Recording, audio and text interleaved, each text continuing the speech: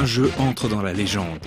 Peu de gens les connaissent, peu de gens y ont joué, mais glissez leur nom dans une conversation entre gamers et vous verrez peut-être au fond de l'œil d'un amateur éclairé briller fugacement l'étincelle trahissant la réminiscence de plaisirs secrets.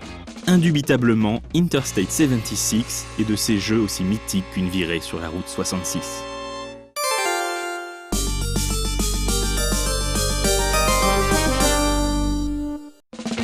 Les années 70, le disco, le funk, les coupes afro, les moustaches, les pantalons pas de def, mais aussi la crise du pétrole. Voilà l'univers d'Interstate 76, une Amérique uchronique où la crise s'est prolongée jusqu'en 1976, faisant s'écrouler le gouvernement et laissant le contrôle d'un pays fracturé à des gangsters du bitume faisant régner la terreur.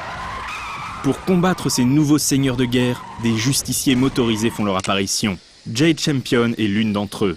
Alors que le jeu commence, Jade est assassiné par le seigneur du crime Antonio Malocchio.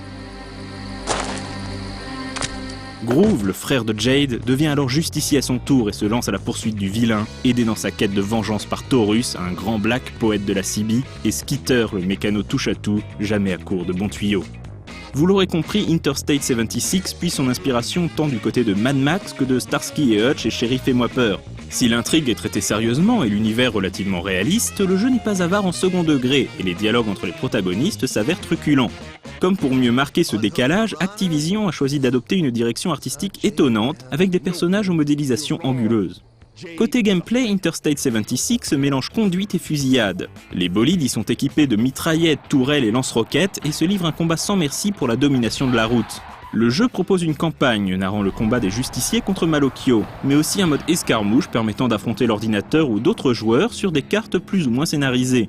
Interstate 76 est basé sur le moteur de MechWarrior 2, et on y retrouve quelques éléments issus de cette série, notamment tout ce qui concerne la customisation de la voiture et de son arsenal. Un effort tout particulier a été réalisé afin de donner vraiment aux joueurs le sentiment d'être dans la voiture. Il est possible de tourner la tête pour regarder le tableau de bord, d'utiliser la CB, de pointer une arme par la fenêtre pour tirer sur un ennemi approchant par le côté, et ainsi de suite. Cela contribue énormément au charme du jeu. Il est à noter que le jeu propose un radar, mais pas de minimap. Si le joueur veut savoir où il est, il devra déplier sa carte et se repérer tant bien que mal. Certains niveaux étant plutôt vastes, il peut arriver que l'on se perde. Impossible enfin de ne pas mentionner la bande-son funky à souhait composée par Ario Salazar du groupe de rock Third Eye Blind avec la participation de Tom Coster, le claviériste de Santana. Un add-on, le Nitro Pack, verra également le jour l'année suivante.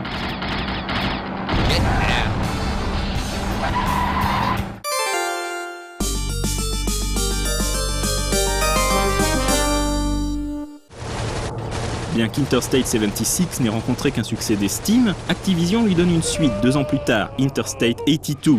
Comme son nom l'indique, le jeu se déroule désormais dans les années 80, et on incarne cette fois-ci Taurus, obligé de faire équipe avec une punkette nommée Sky pour faire face à une nouvelle conspiration. La grosse nouveauté d'Interstate 82, peut-être inspirée par GTA, est la possibilité de descendre du véhicule et continuer le combat à pied. Malheureusement, bien que techniquement très correcte, cette suite ne parvient pas à retrouver le charme de l'original.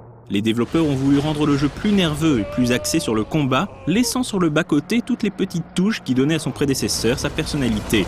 Dommage.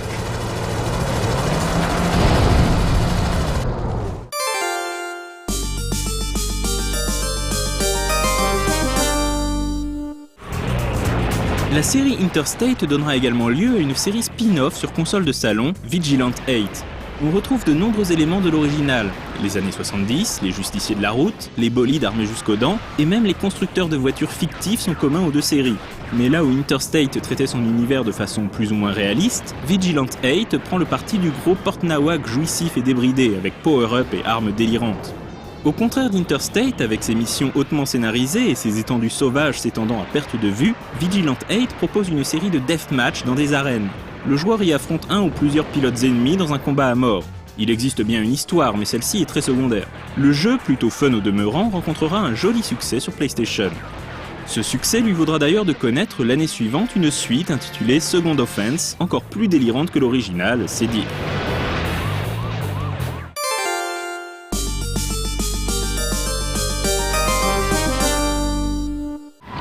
Interstate 76 reste à ce jour un titre unique en son genre, proposant un gameplay d'une très grande richesse dans un univers accrocheur. Si vous n'avez jamais eu l'occasion de l'essayer, nous ne saurions que trop vous recommander de ne pas résister plus longtemps à l'appel de la route.